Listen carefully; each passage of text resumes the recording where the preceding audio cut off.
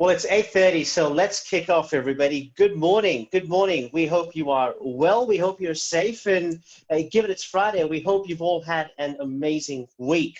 Now, for those of you who are tuning in again, good to see you. And for those of you who are tuning in for the first time, welcome. My name is Shi Shanghavi, and alongside me, or rather virtually alongside me, is Amy Jacobson. And we're both thrilled to host day 5 of our 5 Speakers project. Now, over the last 4 days, we've delivered a whole bunch of presentations around emotional intelligence, building remote cultures, online presenting, and even sales. And every morning, before we kick the session off, we like to ask you all a question. And today is no different. So today's question is, what's the biggest thing you've learned this week? For those of you who've tuned into all our presentations or even to a couple, what's the biggest thing you've learned from our presentations? And if today's the first time you're tuning in, what's the biggest thing you've learned personally in the week? If you could please drop your comments in the chat, we'd love to get some conversation going. And I know I've got a lot of email messages through during the week for copies of the recording, and they are all up there as well. So you may have even watched some of them through the recordings. And to let you know, this afternoon, once all of the sessions are over, I will be sending out an email that'll have links to all of the recordings and websites as well. Yeah. Well, look, today is going to be a little bit different. We're going to have a rather special guest, and instead of doing a presentation, we're going to be having a conversation. Sadly, however, Amy will not be able to stick around until the end. She needs to duck off 10 minutes before the end because she's delivering an online virtual workshop today. So Amy's got somewhere else she needs to be. However, while we still have her, Amy, would you like to tell everybody who our guest is and what today's about? I would love to. I think when we first started planning this event over the 5 days, we were trying to decide on who to invite to be the speakers to join us on the other days. We knew that we wanted to end the week a little bit different. So we wanted it more of a casual Friday feel, but we really wanted it to be someone fascinating and interesting that could talk about so many different topics and was just great at conversation. Once we knew that, we knew exactly who we wanted to join us today, and that is Professor Gary Martin. There is nobody that fits this brief better than Gary does, so he's the actual perfect person to have here, and we are so excited that he's joining us today. So a little bit about Gary. Gary's the CEO of Australian Institute of Management, WA. He's also a thought leader on workplace trends, business management, leadership, and employee learning and development. He's a very highly regarded CEO, board director, keynote speaker, and a columnist. I'm sure you've all seen a lot of his writing in the newspaper. Gary is frequently being seen on TV with his articles published throughout all forms of media. And Gary has a way of uncovering the most unique topics and that are extremely relevant, yet I really love the way that Gary manages to show both sides of the story while managing to stay quite neutral in there as well, which is quite an impressive thing to do when you're writing articles. With a list of credentials that require a second page, which I'm actually not going to go into today, what I like best about Gary is how approachable and genuine he is. So please join Shil and I in giving Professor Gary Martin a massive Friday welcome. Good morning, Gary. Good morning, Shil. Good morning, Amy, and good morning, everyone in the audience. Now, to get us started, a little bit of background. I actually met both Shil and Gary on LinkedIn, which is pretty cool, right? Like a lot of us actually met through LinkedIn. But we weren't actually introduced to each other by anybody else. We just happened to actually come across each other through comments and different people's posts that we were actually interacting and engaging with. And that led to us all connecting as well on separate occasions. And I have to say that connection on LinkedIn has turned into really fantastic friendships that I have with both Shil and with Gary. And I think that, you know, there is such a fantastic opportunity on LinkedIn to either have those connections and to keep them extremely professional or to take them off the LinkedIn platform and actually really get to know people as a person as well and as a friend. So I wanted to say a dear thank you to both of you for being such fantastic friends. And I'm going to stop with all of that right now and let's move on to business. But in that line, Gary, can you share with us, what are your tips for engaging others on the LinkedIn platform? Look, it's an interesting question because I thought a lot about it. I was like a lot of people on LinkedIn who put up a profile and left it, ran away from it, just put it there and was thinking, well, why aren't people engaging with this? So then I learned very quickly, well, you've actually got to put up stuff to get some engagement.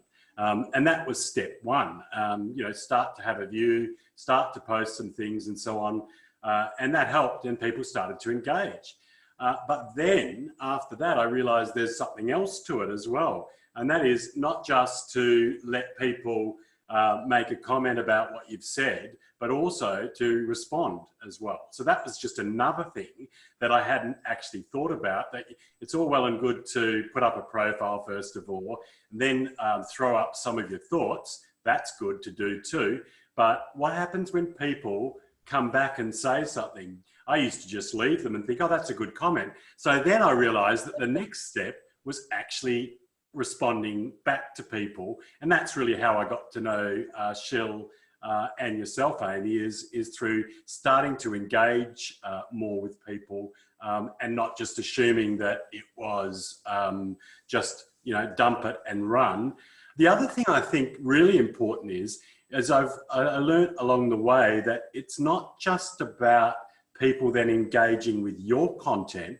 If you engage with their content as well, it becomes a real partnership and a real learning experience for everyone involved.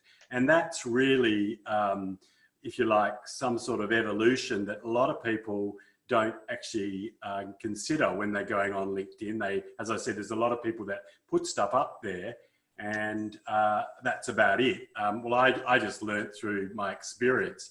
The other thing I did learn along the way was a lot of CEOs don't actually put stuff up on LinkedIn, and they don't see it as their job necessarily, and they get others to do it. So what I've discovered as a CEO of the Australian Institute of Management in WA is that it's one of the most powerful things that a CEO can do is actually put up material, their thoughts, their views online, via social media, via LinkedIn, because it pays huge dividends and connects you. And people want to know what the CEO of an organization has to say. So I've made it part of my role. Every day, every morning, bright and early, I do something, if I can, online. I love that. That's fantastic. And I know that, watching your posts as well, Gary, and it's been a lot of conversation on LinkedIn lately as to whether you should be responding to every single one.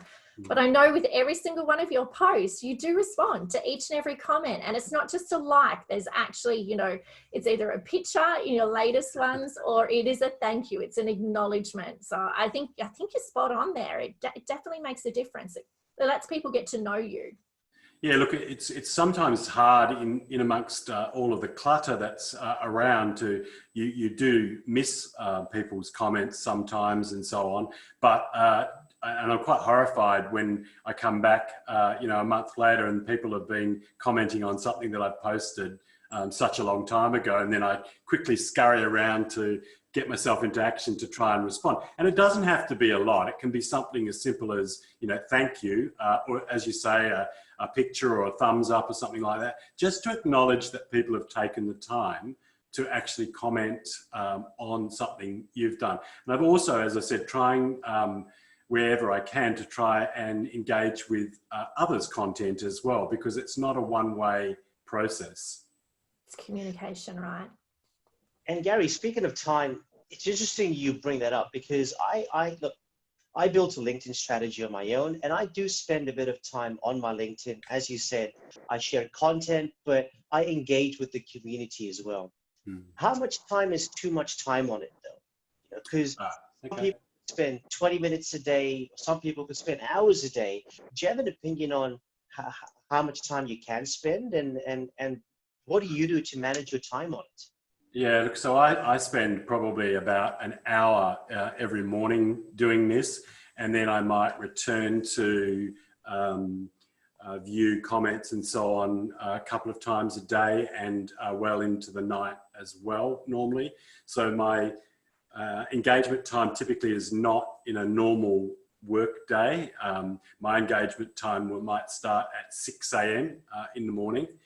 Periodically throughout the day I might check in, but then at night time it could be anywhere between 8 a.m., 8 p.m. and 10 p.m. But all up, I wouldn't spend more than an hour, hour and a half a day. And I tend to write whatever I'm going to post on weekends as well. So that's an extra to it. So, you know, but not everything I write takes hours. It can be a simple picture and a quote, and that can take 10 minutes to do it. So no more than an hour to an hour and a half on any one day, but either at the extremes of the day, meaning early morning or later at night. Speaking of the articles that you write on LinkedIn, Gary, there's been a few really interesting ones up at the moment, and very timely as well with the situation in COVID and what's been happening. And I know that you've written a lot about working from home, and obviously a lot of us are doing that at the moment. So question, will we see more people permanently working from home post-COVID? What do you think? Yeah, look, I think we will, but what we're experiencing now is a massive experiment in working at home. What we've done so far is broken down the stereotype associated with working at home, because if you only go back 8 weeks ago, if it was a nice sunny day and perhaps 37 degrees, ideal beach weather, you'd probably be frowned upon if in the office, if you said, I'm working at home tomorrow, when people know what the forecast is. And I think that's changed quite dramatically now. People don't see it as an excuse to slack off. So now we're in a situation where we have people, if you ask your boss or your manager or your supervisor, whatever you like to call them, if you ask them if you can work at home, in the next couple of months as we return back to workplaces, I think you're going to find you get yes far more often than you did before. That's the first thing. But I still think it's an experiment in working from home at the moment, mainly because we have situations where, you know, your partner, if you have a partner, has also become your co-worker as well. And that typically might not happen. It might not be that you're at home, for example, with a partner, or potentially 2 or 3 or 4 or 5 or 6 children at the same time. That's why it's experiment at the moment, because the situation is quite different, I think, to regular working at home. The other problem I think that we've had is that our bosses have had such unrealistic expectations of people working at home as well. And so we're seeing managers and leaders and supervisors not knowing how to manage people working at home. And that's created enormous pressure on some people who are working at home. There's even reports now of some supervisors, managers, bosses, actually asking staff to keep their webcam on all day when they're working at home. In the US, there's been some surveillance software installed so that people can, companies can monitor people's keystrokes and so on to see how active they are in the workplace. There are others around that if there's not an instant response to an email, you'll get a quick follow-up phone call. So bosses have got it, some bosses, not all bosses, some bosses are great at doing this, but some have got it wrong because they don't know how to manage people in this different environment. And surely the focus should be on the output of a person, not how they're spending every minute of their day. That I think brings up some real trust issues, doesn't it? And I think it, for me, especially from a human behavior point of view and emotional intelligence, that just lacks emotional intelligence in so many ways. But I think for a workplace, it really is understanding that trust issue, isn't it? You know, if you can't trust people outside of the office to be working at home and doing what they're saying they're doing, then how are you also trusting them in the office? Or is it a micromanagement that you're actually approach that you're taking? Are they the right people for you, or are you the right person for them? Well, look, it's got to go take 5 steps back and say things like, well, you hired the person in the first place, presumably. So when you hired them, you weren't considering things such as their capacity to work independently. And the other thing, though, I think is that we've needed to take a much more flexible approach to people working at home. So they might start early and finish late, and then do some things during the day that are not work related. We need to avoid micromanaging every minute of people's time and trust, as you say, Amy, that they'll get the job done. And if you set up things that you want people to achieve and then they go and follow and know what they have to achieve, they'll put in the time they need to achieve it, but also when it's convenient for them as well. There's got to be a bit of give and take in all of this. It's that empowerment piece, isn't it? It's really making sure that you're empowering your staff, and that's what leads to people performing better. Yeah, great. Totally about empowerment, totally. Yeah. Well, I'm going to throw one last question at you before I have to duck out. And this one I'm really excited to hear the answer about. You mentioned, Gary, that we have new co-workers at home. Some of us have co-workers that are a lot younger, they're a little bit more needy and probably need a little bit more of micromanagement. But a lot of us also have our couples or our partners at home with us that are set up in a slightly different office. I read your article recently on couples cabin fever. What inspired you to write something like this? I'm really curious. Well, when we first started working at home, there were all sorts of jokes going on around, I'm working at home with my wife, my husband, whoever it happens to be, a partner. And there were actually a lot of people joking about it and saying how difficult that is, that we're spending this amount of time together. And that was quite significant that, that was a concern. There were others that were concerned about having to homeschool children, and others were concerned about having to be at home with a partner. And so I found that quite fascinating, and that's where I started to develop some thoughts around it. And, really you have a situation where your partner or the love of your life can suddenly become your brand new co-worker. And that can either strengthen things, and while there might not be any commute anymore, you could drive each other up the wall instead. So there's that sort of situation that emerged where people had to learn together as being partners.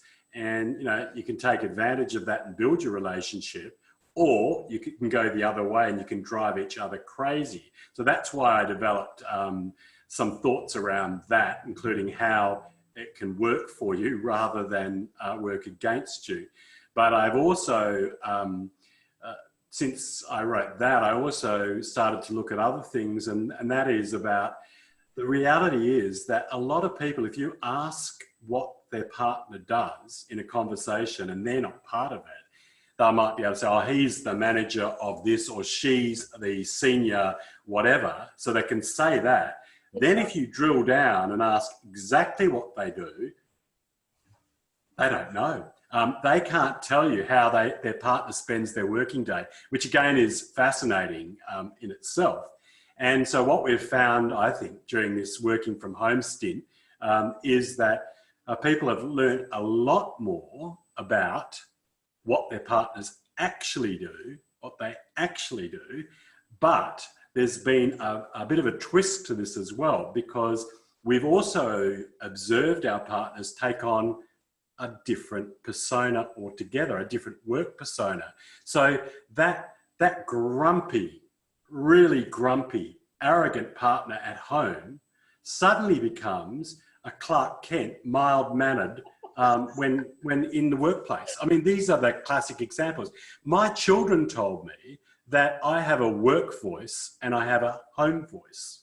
So they're seeing these differences. I have a work voice and I have a home voice. And there's a whole range of differences there that, again, I find quite fascinating, that people pivot, and that's the word at the moment. Everyone's using the word pivot, so I have to throw that in. They pivot from their home-based personality to a work persona. And I find, again, that pretty fascinating, because if you think about it, another simple example about that is there's people that don't have a view on, or partners that don't have a view on anything at all in the home, but they have a view on everything in the workplace. So you see these massive transitions in terms of personality. And of course, there are other partners who are in absolute awe of their better halves, seeing them in action and leading teams of people or doing miraculous work in a time of crisis. So it works both ways again, but it has been very interesting to hear people's views on those differences. That's fantastic. I'm going to pass you over to Shil now, because I've got to duck off to my next one. But thank you so much, Gary, and very capable hands leaving you with Shil. I'm sure he will do probably way better than I've done. Thanks, awesome. Amy. Have a fantastic weekend. Enjoy, everyone. Too. Thanks, Amy. Have a lovely workshop. Bye. Professor Gary, all interesting. You know, you're the working from home, the remote cultures. Obviously, what we're going through at the moment has changed a lot of what we do, and it's going to continue to change what we do in the future. So staying on the topic though, one specific thing I wanted to ask you is, I've noticed now so yesterday I went out for a quick bite with my best mate. You know, we're both completely in isolation at the moment. However, we trust each other, so we decided to go out for a bite to eat. Yet when I saw him, we wouldn't shake each other's hands, because we thought, that's, as much as we know each other, we just don't want to go there, just to be sure. What are your thoughts on the handshake? Is that gone? Is that a permanent change which we're going to have to adapt to now? Look, I think hugs are on hold, obviously, and that's probably permanent. Kissing in the workplace is probably out of the question. But I think the handshake's going to make a return. And the reason why the handshake will make a return is because people are far more aware of hand hygiene these days, you know, to the point that in every office there's this type of sanitizer or similar. And so people are sanitizing very often, which makes their handshaking far safer, and that's why you'll see a return. But you might have big events, for example, where there are, I'm just laughing because someone's just typed up Tutti Frutti spray. I've been joking about that because I've been using a spray that's Tutti Frutti around the office because I'm the cleaner as well at the moment. But anyway, I think there might be handshake-free events. And that is on the cards, because those sorts of things where many people are shaking hands are obviously higher risk than a few individuals shaking hands. So that's a possibility. But if we do bring this handshake back, I think we've got to learn the choreography of handshakes a lot better and start to look at what a handshake can really say about you. It can go the confidence, friendliness way if you do it properly. But if you then give one of those handshakes that's the Terminator handshake, or a Crusher handshake, or the dead fish handshake, they work against you. And so, you know, there'll be a lot of people who are actually starting to say, well, I'm glad that the handshake's gone because I never liked them. And they'll be looking for alternatives like this, or even a bow. So, but I do think it'll make its way back. Or perhaps even a fist bump, right? No. That's just, I mean, that's just out of the question. And those elbow bumps, where you cough into your arm and then you bump someone else, is just not right. Bring back the handshake. I love how you said the choreography of a handshake. It's the first time I've heard anybody use that term, the choreography of a handshake. And all the I suppose the anxiety around a handshake has come from spreading the virus, right? Now, I'm just going to stick to that topic specifically, because at the beginning of our conversation today, you were talking about something really interesting, and that's to do with ties. Oh, yes. And so to the ladies who are watching the webinar, some of you might choose to wear a tie from time to time, but Professor Gary had some really interesting thoughts on a tie. Did you want to share those as well? Because I thought that was a fascinating insight into how you think about what ties can do. Yeah, it's an interesting one because as we contemplate going back into the office or returning to the workplace, there's a new line of thinking, and that is that we should go tieless.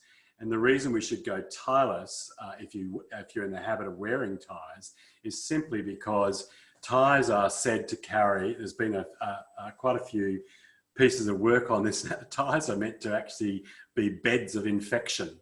And some work that was done with doctors apparently showed that doctors' ties, because they're dealing with people who are unwell, they leave their tie on all day and then they go and handle their tie in between patients. And if you know anything about ties, you'll know that these days, if you're going to dry clean a tie, it costs you more than the tie itself, and they don't come up particularly well. So people are saying now, should we dump ties? It's a knotty problem, is what we're saying. Should we wear ties back in the workplace? Probably not at the moment, because they carry with them germs. You have many germs, bacteria and so on, hitch a ride on a tie. And of course, I'm wondering also if it's that the reason that people have started to make a fuss about ties is just because they don't like wearing them anyway. That could be one reason. But there's all sorts of theories around why people wear ties in the first place. And I won't go into those just at the moment. But yeah, so the ties, are the ties going to come back to the workplace? I'm not sure about that. I think the handshake will come back, but maybe not ties. Sure. And Professor Gary, we're almost out of time, but very quickly in a minute, when do you think, this is the $1 million question, I appreciate you don't have a crystal ball, but when do you think things might get back to normal? Well, I'm thinking that there'll be a transition to back to normal within a month. When I say a transition, I think within the next month there'll be some relaxing of social distancing protocols, which will enable people to get out and about more. But I still think we'll be have some very strict protocols coming up. But I think in about a month's time, things might start to relax, to be a bit more relaxed, which will see more people on the streets. That's what I'm hoping. But I'm also very supportive of tightened social distancing protocols and so on, should there be any further health issues, because I think one of the biggest learnings of about the whole coronavirus thing is that our politicians, and there are a number of them, have shown remarkable leadership, and we're always very quick to criticise politicians, but I think they deserve a lot of praise for what they've done and built trust, so that, you know, if there are increased protocols or things where we need to take care of our safety better, we should listen to them. So hopefully it's only a month away though. Agreed. I think they've all done a terrific job. And with that, we're almost out of time. Professor Gary, thank you so much for tuning in with us and being a part of today. And to everybody else who's been on this call, to those of you who've been a part of the week, look, this wouldn't have been possible without all of you. And so it's thanks to your participation that it's been such a smashing success. And before I do the close completely, to Liz, you made a comment in there about what do you mean by going back to normal? Who really knows? Who knows what the definition of that is anymore? But regardless, things will get back to some form of a normal, we hope quite soon. And in the meantime, once again, thank you so much to everybody for tuning in. This would not have been possible without all of you. It's been a smashing success. We've had an amazing time delivering this to you. Once again, Professor Gary, thank you so much for tuning in. enjoy your weekend, enjoy your long weekends, stay safe, stay sanitized, look after yourself, and all the best. Thanks, Shil. Thanks, Amy. And thanks, everyone. Bye-bye.